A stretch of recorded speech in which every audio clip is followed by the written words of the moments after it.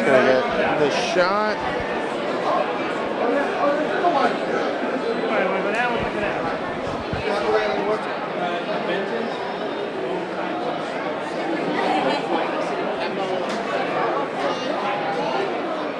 Being at Comic-Con, at San Diego Comic-Con was just like being like in a big Marvel hug. It felt so supportive, and from that point on, I wasn't nervous at all because I just felt like we were in really safe hands. And the fans were so welcoming to us. And sure, people definitely tell you what they think, and maybe they don't like everything, but it's never. And the big shift. People started really talking about the show a lot. What was the? Did you guys feel it when that started happening? Like it became a buzz item to talk about the show. We film in such a bubble, and I don't read anything in terms of reviews and stuff. I'm a bit better, like I can read some now, but it takes me out of it too much. And Sure.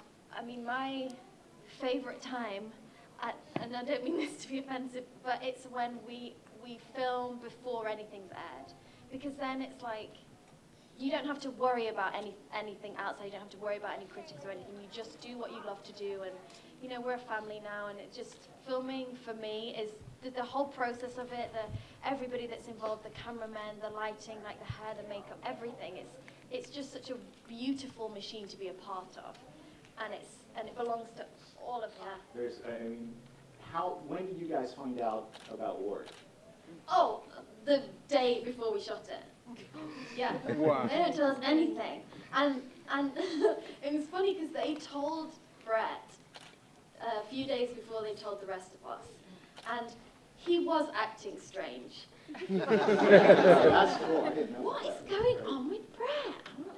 And we all sit and have lunch together, and he'd be kind of quiet, and we didn't know what was going on. Maybe he was feeling kind of sick. And it was because they told him, and he was worried about what we'd think. And then they were all shooting one day, and I wasn't there. So they told the rest of the cast, bar me, all together. And I was getting these strange texts like, hey, what's up? Just, from Ian, who never texts anyone. And I was like, yeah, not much. What's up with you? And he was like, no, see you tomorrow. And then I got called into the office, which, getting called into the office is like something bad's about to happen. And they sat me down and they told me, and I was in shock.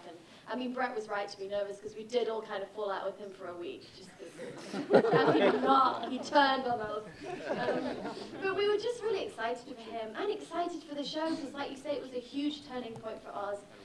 And to be so connected with the movies in that way was just really great, and he nailed it. It was perfect. And now when you go back and you watch the first season, you can see little Easter eggs along the way.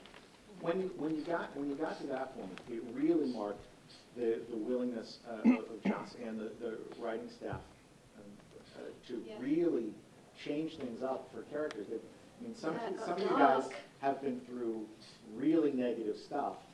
And one of the things that I like is the openness of expressing that maybe you don't know exactly how to handle it. Has that been enjoyable as an actor?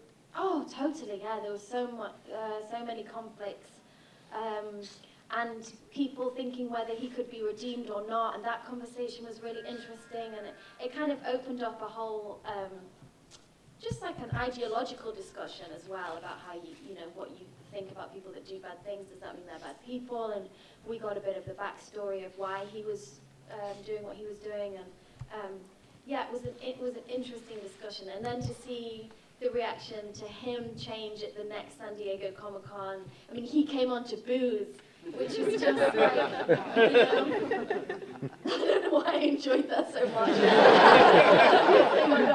But it's just nice to get that instant reaction because we shoot in a bubble. It's nice when you can kind of